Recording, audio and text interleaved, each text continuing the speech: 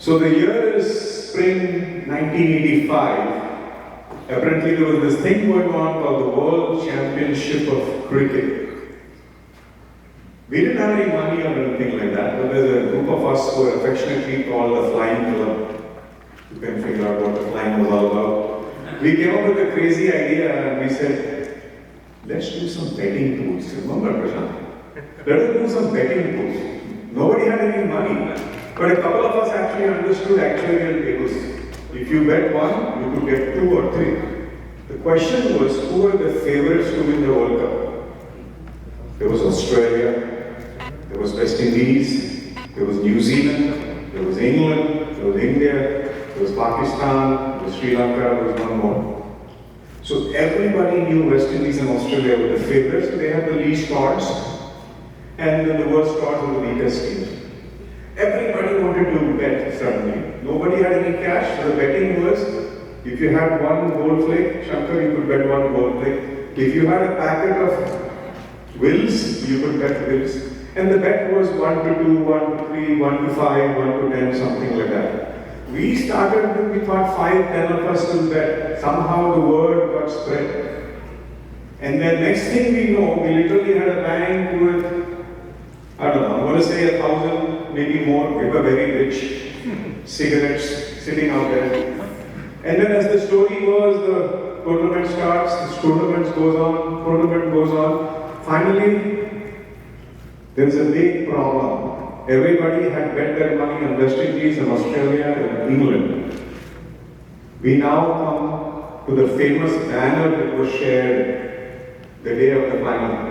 Tram drivers versus bus conductors, for those who remember that famous banner. The final was India versus Pakistan. Everybody had lost. So somebody, our friend Manas came running to the Devils, to the Flying Club and said, what happens if everybody has lost? He didn't understand how gambling happens. How many of you have been to Vegas? Yes. When you all lose, who wins? The house wins, exactly. So we told him the house wins. Who's the house? Yeah, no, we won. We won the cigarettes. This is not fair. It so happened, if you remember very well, India won the World Championship of Cricket in a great victory. But there was an organized protest of people coming and saying, you guys swindled us. You guys have looted us and you're sitting on a stack of over 1,000 or 1,500 cigarettes of a public demand. We had to throw a party that night and cigarettes were for So that's story number 1. Hopefully some of you find it funny. The youngsters will be like, what is he talking about? But anyway, I'll tell you another. I'm from Bombay. I'm a big foodie in those days.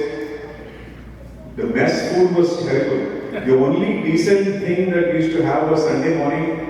All the bhagats used to go watch Ramayana and we used to all go to the mess to have a nice omelette, remember?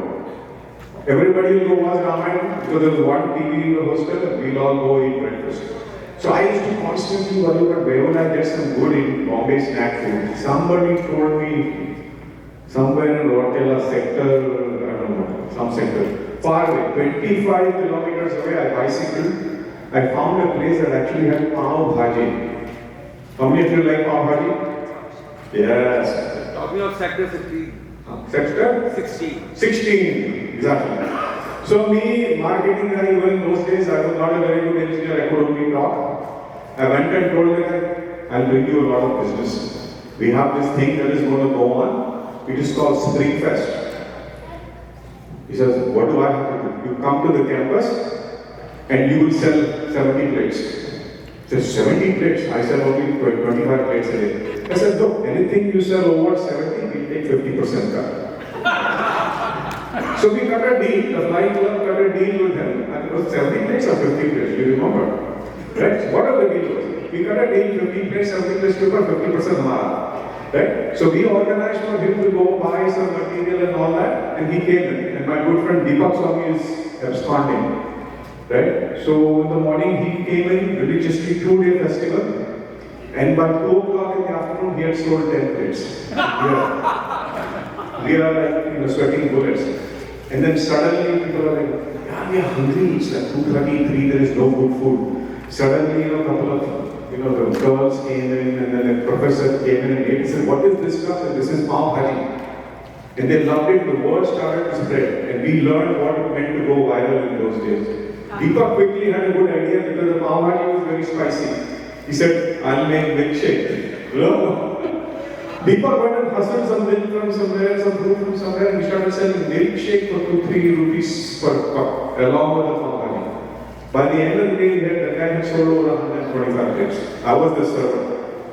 Second day, same story. Bottom line, if I didn't learn engineering, one of the things we learned was how to do business and make money of other people's hard work. Thank you very much.